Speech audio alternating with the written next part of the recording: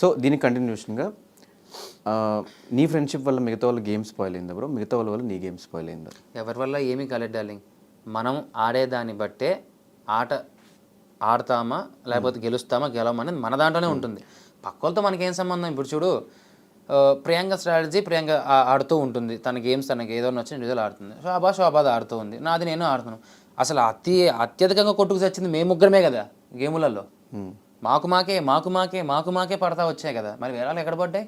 మరి అంత ఫ్రెండ్స్ ఉన్నప్పుడు అరే ఈ గేమ్ నీకు ఇచ్చేస్తాను లేవే, నెక్స్ట్ గేమ్ నువ్వు ఓడిపో, ఈ గేమ్ నేను గెలుస్తాను అని చూసుకో, ఏడని మాట్లాడినామా? లేదా కొట్టుకు చచ్చినాం కదా, ఇక్కడ కూడా ఇంకా మాట్లాడితే ఇంకెందుకు? బట్ సందీప్ మాస్టర్ బయటకు వచ్చిన తర్వాత నా ఇంటర్వ్యూలో ఆయనే చెప్పారు, అమర్ వల్ల నేను బ్యాడ్ అయిపోయాను, అమర్ వల్ల నేను నెగిటివ్ అయిపోయాను. ఎక్కడ బ్యాడ్ అయ్యారంట? జ్యూసెస్ అది పిండే టాస్క్లో ఆయన ఫౌల్ గేమ్ ఆడటము, తర్వాత చంచలగా కాయలు అవి తీసి వేసే అని చెప్పినప్పుడు వేసేయడం, మీ ఇద్దరు కలిసి బడ్డీస్ టాస్క్ ఆ టాస్క్ టైంలో ఏమని అని చెప్పి నువ్వు చెప్పావు. నేను చెప్పాను ఏమని? ఓకే, ఇంకేం చెప్పారు? అదే ఆ విషయానికి బ్యాడ్ అయిపోయారు అంటున్నా. సరే ఓకే, యాక్సెప్ట్ చేస్తున్నారు. నేను యాక్సెప్ట్ చేయను. సరే ఓకేలే, ఇట్స్ ఓకే, నేను ఇంక దాని గురించి ఏం మాట్లాడలేదు.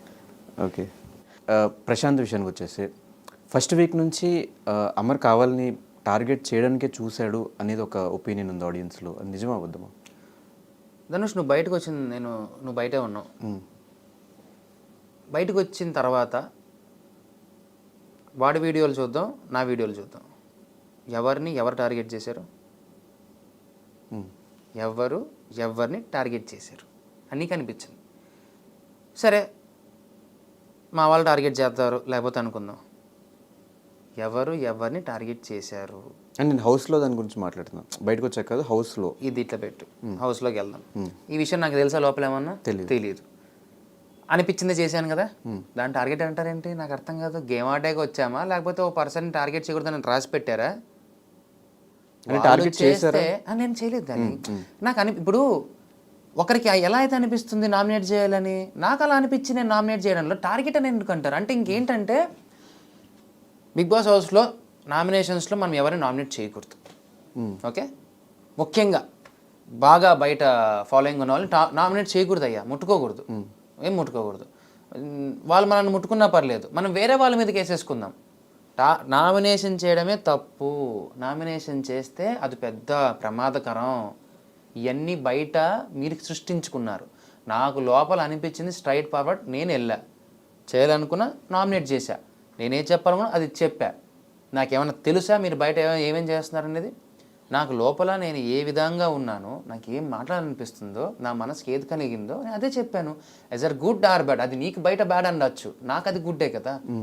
కానీ వచ్చిన 1 వీక్ 7 days or 8 days అవుతున్నప్పటికీ నామినేషన్ జరుగుతుంది. సెకండ్ వీక్ నామినేషన్స్ అప్పుడు ఈ 8 daysలో ప్రశాంత్ మీద మరీ అంత గ్రడ్జ్ ఉన్నట్టు బయట విషయాలు టాపిక్లు తీసుకొచ్చి అమర్ మాట్లాడాల్సిన అవసరం ఏముంది? ఆ సంబంధం లేకుండా బీటెక్ డైలాగులు తీసుకొచ్చి రైతుల్ని తక్కువ చేసి బయట విషయాలు నేను మాట్లాడలేదు డార్లింగ్. బయట విషయం అసలు ఫస్ట్ మీరు అదే చెప్తున్నాను, నన్ను హైలైట్ చేసి మిగిలింది పోయింది. అసలు బయట విషయం గురించి ఫస్ట్ మాట్లాడిందే గౌతమ్.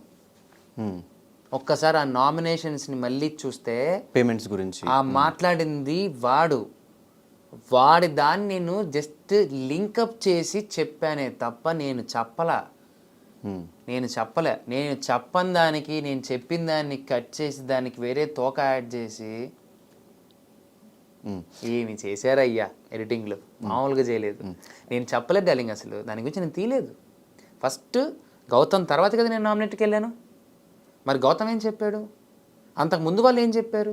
మరి అవి చూడండి. మరి ఒక్క మోనోలాగ్ చెప్పానని చెప్పి దీని మీదే పెట్టేసి మిగతావన్నీ కింద పడేసి ట్రాష్ చేశారు కదా. మరి ఇవి చూడండి, ఇవి తిప్పి చూడండి, మిగిలిన వారు ఏమేమి చెప్పారు చూడండి.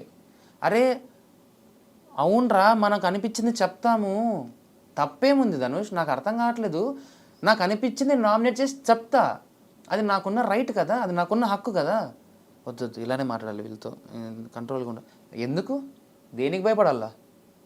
ఎవరికి భయపడేది అవసరమే లేదు. నేను ఎవరికి భయపడాల్సిన అవసరమే లేదు.